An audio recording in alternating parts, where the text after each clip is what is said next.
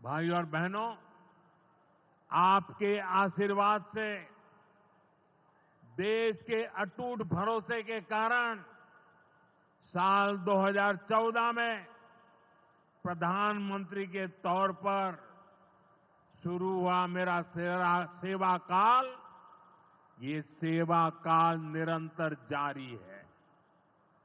इतने वर्षों में हमारी सरकार पर भ्रष्टाचार का एक भी दाग नहीं लगा। जबकि आजादी के बाद कांग्रेस की सरकारें जो 60-65 साल तक सरकार में रही है, उनके भ्रष्टाचार की लंबी लिस्ट है। आरजेडी का भ्रष्टाचार तो बिहार का बच्चा बच्चा जानता है। मेरा साफ मानना है कि भ्रष्टाचार के विरुद्ध लड़ाई को अगर अंजाम तक पहुंचाना है तो कोई भी कार्रवाई के दायरे से बाहर नहीं होना चाहिए। आप सोचिए, आज कानून है कि अगर किसी छोटे सरकारी कर्मचारी को 50 घंटे तक हिरासत में रख दिया तो अपने आप वो सस्पेंड हो जाता है। ड्राइवर हो, छोटा क्लार्क हो, प्यून हो, उसकी जिंदगी हमेशा हमेशा के लिए तबाह हो जाती है। लेकिन अगर कोई मुख्यमंत्री है, कोई मंत्री है, कोई प्रधानमंत्री है, तो वो जेल में रह करके भी सत्ता का सुख पा सकता है। ये कैसे हो सकता है? हमने कुछ समय पहले ही देखा है कि कैसे जेल से ही फाइलों पर साइन किए जा रहे थे, जेल से ही सरकारी आदेश निकाले जा रहे थे। नेताओं का अगर यही रवैया रहेगा तो ऐसे भ्रष्टाचार के विरुद्ध लड़ाई कैसे लड़ी जा सकती है? साथियों, संविधान हर जनप्रतिनिधि से ईमानदारी और पारदर्शिता की उम्मीद करता है। हम संविधान की मर्यादा को तार तार होते नहीं देख सकते। इसलिए एनडीए सरकार भ्रष्टाचार के खिलाफ एक ऐसा कानून लाई है जिसके दायरे में देश का प्रधानमंत्री भी है।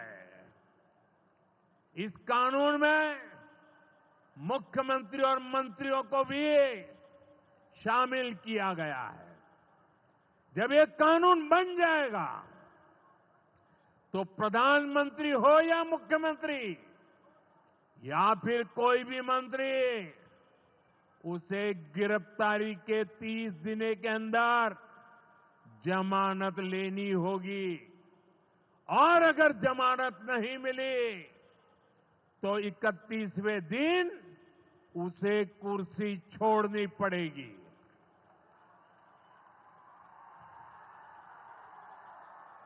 आप कहिए भाइयों, जो जेल जाए उसने कुर्सी छोड़नी चाहिए कि नहीं छोड़नी चाहिए? क्या वो कुर्सी पर बैठे रह सकता है क्या? क्या वो सरकारी फाइलों पे साइन कर सकता है क्या? क्या जेल में से कोई सरकार चला सकता है क्या? और इसलिए ऐसा सख्त कानून बनाने की तरफ हम आगे बढ़ रहे हैं। लेकिन साथियों, ये आरजेडी वाले, ये कांग्रेस वाले, ये लेफ्ट वाले इस कानून का विरोध कर रहे हैं। ये बहुत गुस्से में है और कौन नहीं जानता उनको किस बात का डर है। जिसने पाप किया होता है वो अपने पाप को दूसरों से छुपाता है, लेकिन खुद को भीतर से जानता है कि क्या खेल खेला है।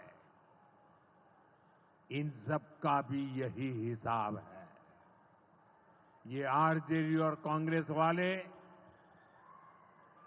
कोई बेल पर बाहर है, कोई रेल के खेल में अदालत के चक्कर लगा रहा है, और जो जमानत पे बाहर घूम रहे हैं भी आज इस कानून का विरोध कर रहे हैं।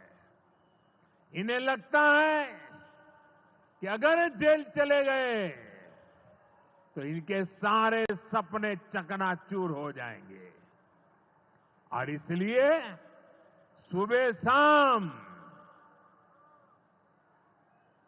ये लोग मोदी को भांति भांति की गाली दे रहे हैं, और इतने बौखलाए हुए हैं कि इस जनहित के कानून का विरोध कर रहे हैं। हमारे राजेंद्र बाबू बाबा साहब आंबेडकर ने कभी सोचा भी नहीं था, कभी कल्पना भी नहीं की होगी कि सत्ता के भूखे लोग भ्रष्टाचार करेंगे और जेल जाने पर भी कुर्सी से चिपके रहेंगे। लेकिन अब भ्रष्टाचारी जेल भी जाएगा और उसकी कुर्सी भी जाएगी। भारत को भ्रष्टाचार से मुक्त होने का संकल्प देश के कोटि कोटि लोगों का है। ये संकल्प सिद्ध होकर रहेगा।